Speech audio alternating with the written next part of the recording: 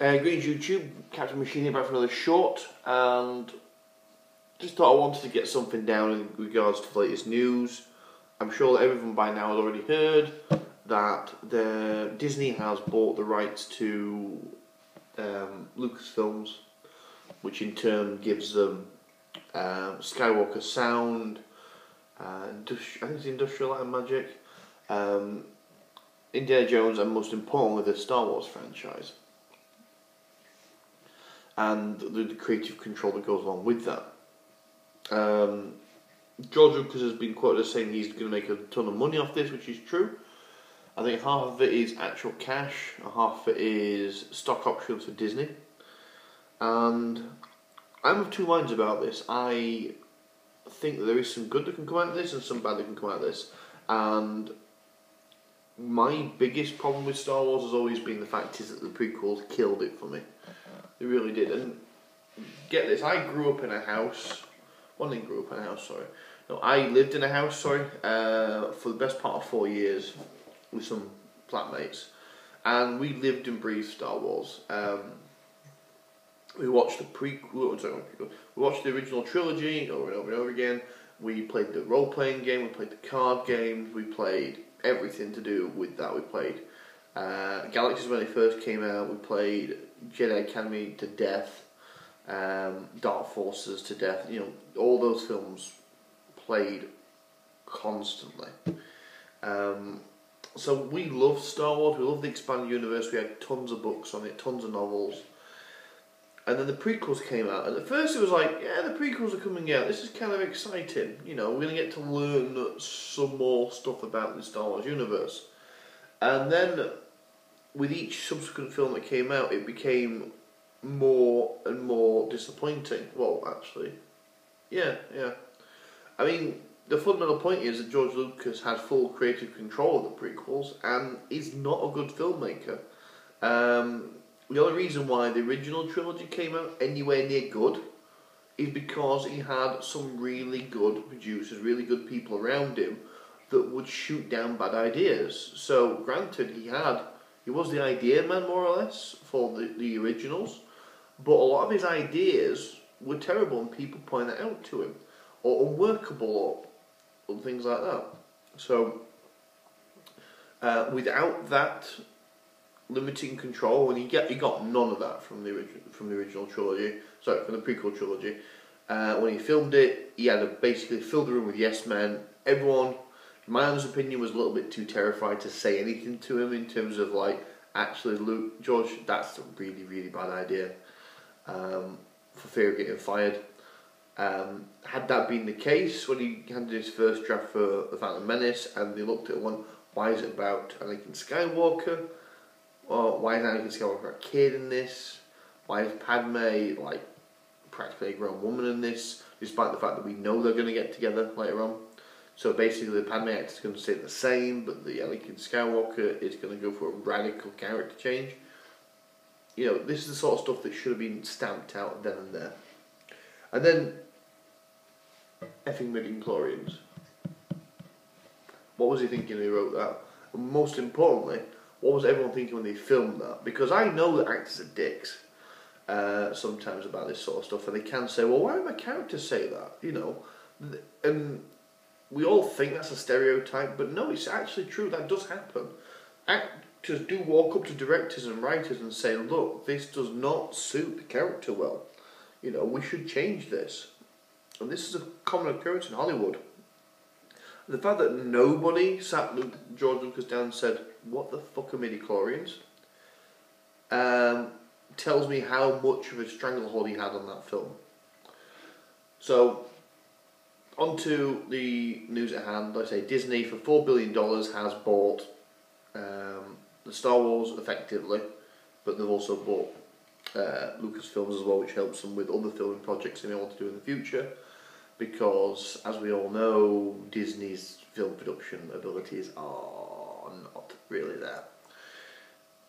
Disney Studios is pretty much just a publishing company by this point, because Pixar, who they bought for $7 billion, do their own stuff basically, and Disney just market and distribute that stuff. And then they've got, and then they have the Disney Channel where they can pump all this kid stuff out. Basically, there's some good and there's some bad that's going to come from this, and it depends on how the future runs.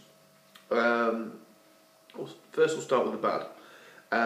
They've already announced episode 7, and I'm of two minds about that. I genuinely believe that episode 7 is an invitation to piss off more fans than the prequels already have done, because as we all know, from anyone that's actually paid any attention to the expanded universe, there is a lot of written canon material as to what happened after episode 6. There's the Shadow of the Empire, the new Jedi Order, and things go on like that. And in fact, I believe the canon of the universe for, say, the next, I think it's like a couple hundred years after episode 6 has been fleshed out. To the point where, yes, you can film within that, you can tell a story within that, that's not a problem at all. But if you change that, people are going to have a hissy fit, an absolute utter hissy fit. So are they going to redo the films? Because if they're going to redo the films, you have to recast the actors that play the original roles, but apparently the films are not going to be about the original characters. Han Solo, Chewbacca, Luke Skywalker, they're not going to be in it. If they are, it's going to be cameos. And obviously the fact is that we've already seen the kidification of Star Wars. Who's to say that Disney won't continue that, because after all they do tend to market stuff to kids. And Star Wars is a kid's project, but when you go as far as the prequels and you go as far as Clone Wars, that's where you lose me as a fan, as a consumer. But there are good things that come from this. First of all, we're going to get a new Star Wars film. And you know what? No matter how bad it sucks, I'm going to still watch it. And I'm still going to talk about it. So, there is that. And you know what?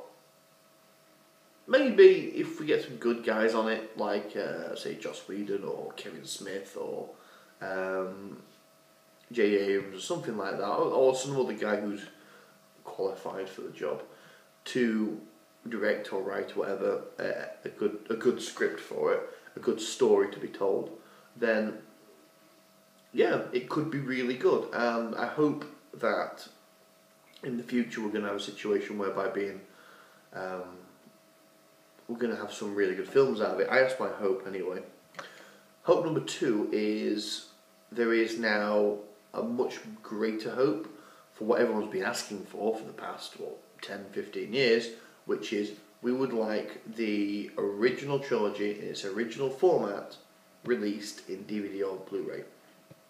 And Lucas pretty much said, nope, not doing it, because that's not my vision, blah, blah, blah, I don't want it to look like that. It's like, Luke, George, no one gives a fuck what you think, mate, because the honest truth of the matter is that you pissed a lot of people off. So how's about some goodwill? He's like, no, when I do the Blu-rays, you're only going to get the new versions. You know, some have silly special effects, some that change plot elements, and it's like, why would you do that? Yeah, so, and then of course, this also could reinvigorate the franchise as well. Because, well, you got more potential for TV shows, maybe even live action TV shows. More potential for cartoons, and you know, I'm a cartoon guy, I like cartoons, but I don't know, something about Clone Wars rubbed me the wrong way. It could be the fact that it came off the prequels. Comics, could get back to comics again. Well, I think Star Wars comics have been pretty much universally running, but given the fact that Disney own Marvel as well, you could see the license change quite easily. So yeah, it's a mixed bag really.